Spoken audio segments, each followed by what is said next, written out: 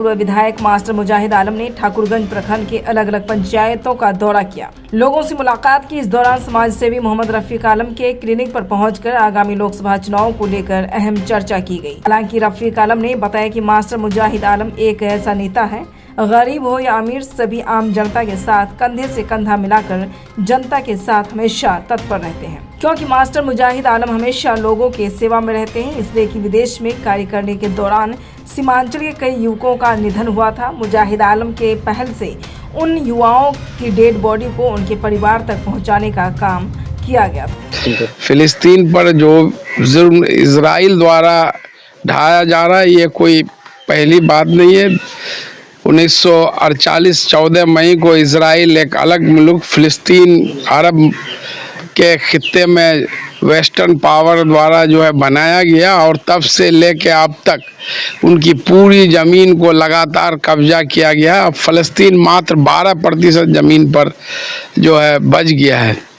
और लगातार 1967 में जब 6 डे वार हुआ, उसके बाद भी कई गांव जो है कत्लेआम करके उजाड़ दिया गया, और आज 7 लाख फ़लस्तीनी जो है UN शिविर में रह रहे हैं। तो जितना जुल्म इजरायली फ़लस्तीन पर ढा रहा, उसकी कोई मिसाल नहीं। अभी जो हमास द्वारा 7 अक्टूबर को इजराइल पर हमला किया गया, और उसके रिएक्शन में जिस तरह से इजराइल द्वारा गाजा पट्टी में निहत्ते मासूम बच्चों पर, औरतों पर, बूढ़ों पर, बुजुर्गों पर बमबारी किया जा रहा है, तो उसको कहीं भी न्यायोचित नहीं ठहराया जा सकता है। ये बिल्कुल स्टेट स्पॉन्सर्ड टेररिज्म है, जिसमें अब तक लगभग 10,000 लोगों की, आम पब्लिक की मौत हो गई है। वहाँ पर जो जितना रिलीफ मटेरियल्स है, जो है पावर सप्लाई, पानी, साफ पानी नहीं मिल रहा है, मेडिसिन, उसके बाद खाने का सामान, सब पर जो है चारों तरफ से घेरे हुआ है। और UN सिक्योरिटी काउंसिल के रेजुलेशन में भी 120 कंट्री फ़लस्तीन के समर्थन में, मात्र 14 देश इजराइल के समर्थन में, भारत सहित 45 देश तटस्थ हैं।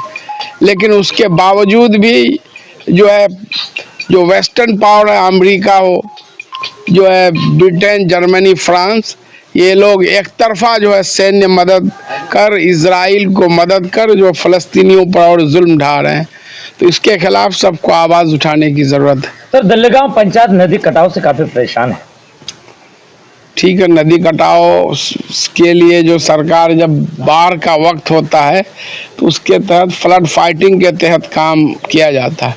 अभी अक्टूबर का महीना का आज आखिरी दिन है, फिर अक्टूबर से लेकर मई तक एंटी एरोजन के तहत परमानेंट सॉल्यूशन, जियो बैग, परकोपाइन या और जो भी होता है काम किया। अगर कहीं भी स्पेसिफिक कहीं से भी किसी भी नदी से अगर कोई गांव घर कट रहा है, तो अगर हमारे संज्ञान में आएगा तो हम लोग निश्चित उसको विभाग को बताएंगे। वहाँ पर कटाव निरोधी कार्य जो है कटाव रोकने के लिए किया जाएगा। आगामी 2024 लोकसभा चुनाव को लेकर लगातार आप जो है प्रखंडों का दौरा कर रहे हैं, क्षेत्र भ्रमण कर रहे हैं। आज ठाकुरगंज आए हुए। जी। आज उसी क्रम में, क्षेत्र भ्रमण के क्रम में, ठाकुरगंज के विभिन्न पंचायतों का दौरा कर लोगों का हालचाल ले रहे हैं, लोगों से मिल रहे हैं। उसी कड़ी में अभी कालूर घाट पाठामारी पूर्व मुखिया जमील साहब के आवास पर हैं। यहाँ लोगों से मिले, बातचीत हुई। फिर यहाँ से हम लोग नेमूगुरी से फिर जो है धुमनी हाट में एक जनसंवाद कार्यक्रम है। उसके बाद वहाँ से फिर और जगह फिर सखुआ डाली पंचायत। मास्टर मुजाहिद आलम साहब जिस रवैये से अभी और जिस क्रांतिकारी से अभी काम कर रहे हैं और जैसे पब्लिक से जुड़ रहे हैं, लग रहा है कि इनका मेहनत जाया नहीं जाएगा।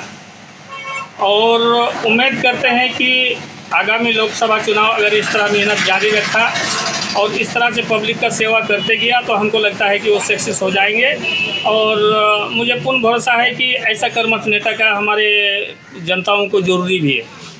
देखिए, कई डेड बॉडी का इस तरह से हमको भी सूचना मिला और खबर भी मिला, और ऐसे कुछ रिलेशन भी वहाँ पर है। जैसे कि मेरा जन्म स्थान कोचा धमन है और कोचाधामन से हमको जहाँ तक खबर मिल रहा है और कुछ नज़र से भी देखा गया है 1-2 डेड बॉडी का कि विदेश में मरने वाले या प्रदेश में मरने वाले डेड बॉडी को वो तुरंत उसके कान में खबर आते ही वो उसका उचित कार्रवाई करते हैं और उचित विभाग से बात कर उसका तुरंत निपटारा करते हैं और उसको घर मंगाने का कोशिश करते हैं और जो है परिजन जो है पीड़ित परिजन को जो है वो अच्छी तरह से समझाने बुझाने का कोशिश करते हैं।